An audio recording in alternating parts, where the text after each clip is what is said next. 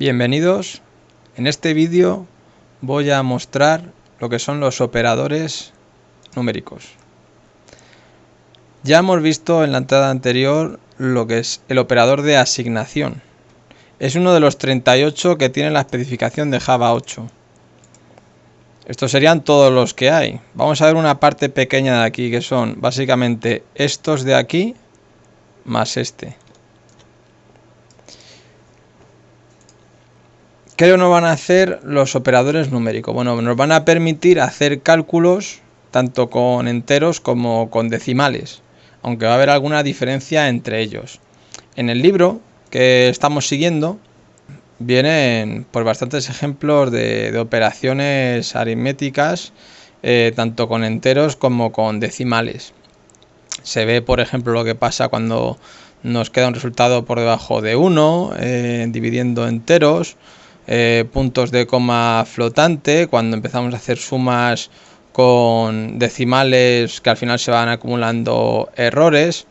Ahora mismo no es el momento de verlo, según mi opinión. Entonces, si alguien quiere profundizar en eso, puede seguir el libro, pero no, yo me voy a centrar en operadores numéricos que son válidos tanto para enteros como para decimales y que son los más habituales de usar. Lo he reducido esos 38 a estos 7. Tenemos la suma, la resta o el cambio de signo, multiplicación, división, el módulo, que sería calcular el resto de la división. Aquí calculamos el cociente, aquí calculamos el resto. Y incrementar o decrementar en una unidad un valor. Hay otros más. Estos que se ven por aquí, por ejemplo, pues sirve para trabajar con bits, porque es más eficiente para una computadora mover una posición, los bits, que dividir por 2, por ejemplo. Pero eso ahora mismo no es un tema que tengamos que estar tratando. Estamos a un nivel muy básico todavía y con estos vais a poder hacer todo lo que necesitéis. Bueno, aquí tenemos entonces 7 operadores. De estos 7, los 5 primeros son operadores que se llaman binarios. ¿Por qué? Porque voy a tener dos operandos. Voy a sumar algo con algo, voy a restar algo de algo, etcétera, ¿vale? Entonces siempre se van a estar usando dos y se llama a ese operador un operador binario, por eso, porque usa dos operandos. Sin embargo, los dos últimos, el 6 y el 7, que es incrementar y decrementar, solo necesitan uno, porque es incrementar o decrementar un valor. Entonces eso se llama unario. Hay de otro tipo, para ahora que os quedéis con esos conceptos. Operador binario cuando hay dos operandos, unario cuando hay uno. De hecho, el operador resta también se puede usar como unario, porque es un cambio de signo de un valor. Entonces solo necesita un operador y también se puede usar como un operador unario. Aunque esto que os voy a decir ahora se salga un poco de lo que son los operadores aritméticos, el operador más también se puede usar con una cadena de texto, con un string. Lo quiero meter aquí porque en el código que pongo de ejemplo lo vamos a usar. Entonces, si usamos un número contra un string usando el operador más, lo que va a hacer es una concatenación en una cadena de texto, ¿vale? Va a unir los dos operandos, en este caso un número y un string, lo va a unir en un solo string, va a crear una sola cadena de texto. Como aparece en el código, pues lo voy a dejar aquí puesto para que quede claro, que no suene raro cómo puedo sumar un número con una cadena de texto.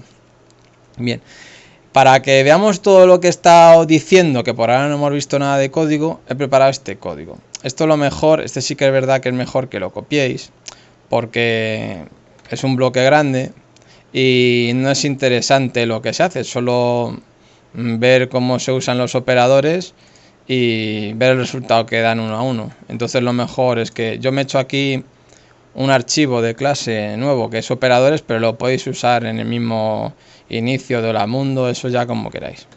Simplemente que tenga un método main para poder ejecutarlo. Bien, ¿qué tengo aquí? Tengo una variable entera que le he llamado operando 1 y le he dado el valor de 2. Otra operando 2 y le he dado el valor de 3. Y luego otro resultado que por ahora solo la he declarado, no le he asignado ningún valor. Bien, teniendo esto ya, esto sería la parte de declararme unas variables.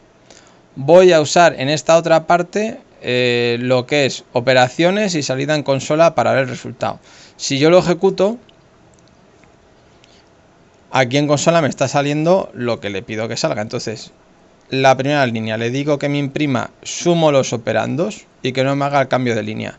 Entonces sale sumo los operandos, incluido el espacio que está aquí al fondo, y hago aquí la operación. Aquí estoy haciendo una operación, aquí no estoy imprimiendo nada por consola. Entonces cojo el operando 1, que es un 2, y el operando 2, que es un 3, y con el operador más, que es el de la suma, va a sumar los dos. Y con el operador de asignación le va a asignar el resultado de operando 1 más operando 2, se lo va a asignar a la variable resultado, que hasta ahora no tenía ningún valor. ¿De acuerdo? Esto, operando 1 más operando 2, es lo que se conoce como expresión.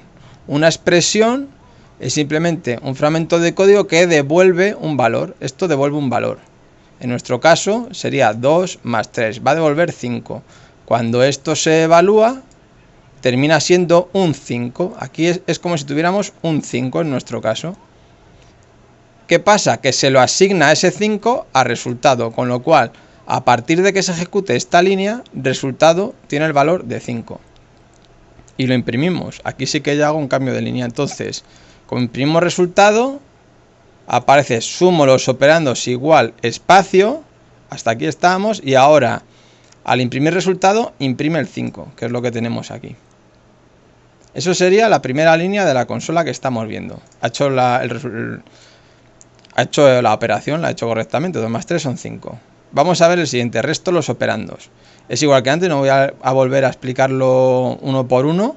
Simplemente cambia el menos. Ahora, 2 menos 3, pues será menos 1 y es lo que sale aquí, un menos 1. ¿Vale? Da positivos o negativos. Estamos trabajando con enteros. Para que se vea el otro uso como un operador unario del operador menos, pues aquí lo estoy usando. Fijaros, aquí solo está operando 1 y tiene un menos delante. Pues lo que hace es cambiar el signo. Como es un 2, pues aquí pone menos 2. Aquí sigo multiplicando. Aquí es binario, uso los 2. 2 por 3 sale 6. Aquí, este es un caso que lo viene en el libro y este sí que es importante porque este sí que os lo vais a encontrar. Al final de la entrada en el blog pongo conclusiones que he ido yo pues apreciando y que sí hay que tener en cuenta cuando se trabaja con estos operadores y con valores numéricos. No lo voy a estar explicando en el vídeo, pero el que quiera ver lo que considero que es importante al respecto, pues que pase por el blog y lo vea. Al final del todo están mis conclusiones. Pero esto sí que lo vamos a ver aquí, porque puede ser que tengáis que dividir dos operandos que son enteros y esperéis que os dé un decimal. Eso no va a pasar. Cuando se dividen dos enteros, se hace una división de enteros y el resultado es un entero. Entonces, en este caso no va a ser 2 entre 3 un decimal, no va a salir 0,66, eso no va a pasar. Nos va a dar un 0 y es lo que sale aquí. Divido los operandos y me sale 0. Y sin embargo sabemos que tenía que salir un número. De hecho, si redondeamos, está más cerca del 1 que del 0. Eso no es así, eso será usando valores decimales. Ya lo veremos en otra sesión. Solo que lo tengáis en cuenta. ¿Visto? Esto es muy importante. Bueno, eso es el cociente. Y es verdad, si yo hago la operación a mano, en la posición donde pongo el cociente, va a haber un 0, porque 2 es menor que 3, tengo que poner un 0 y lo que me queda es el resto, ¿no? Esto que se llama módulo, este operando que es el tanto por ciento, y se le conoce como hacer el módulo, sí que nos va a dar el resto. Entonces hemos dicho que como 2 entre 3, el cociente es 0 y el resto, pues queda el resto, pues nos queda 2, y es lo que sale aquí. Entonces este 2 es el resto de dividir 2 entre 3. Todo esto lo podíamos haber estado haciendo con los números fijos, pero ya os dije que no hay que poner magic number.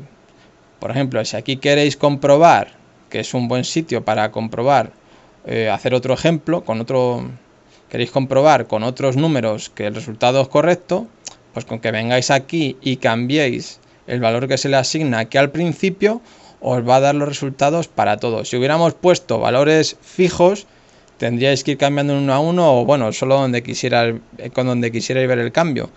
Pero acostumbraos a trabajar siempre con variables. Los únicos valores fijos que he puesto, por así decirlo, en la ejecución, digamos esta parte de aquí abajo, son todas estas cadenas de texto.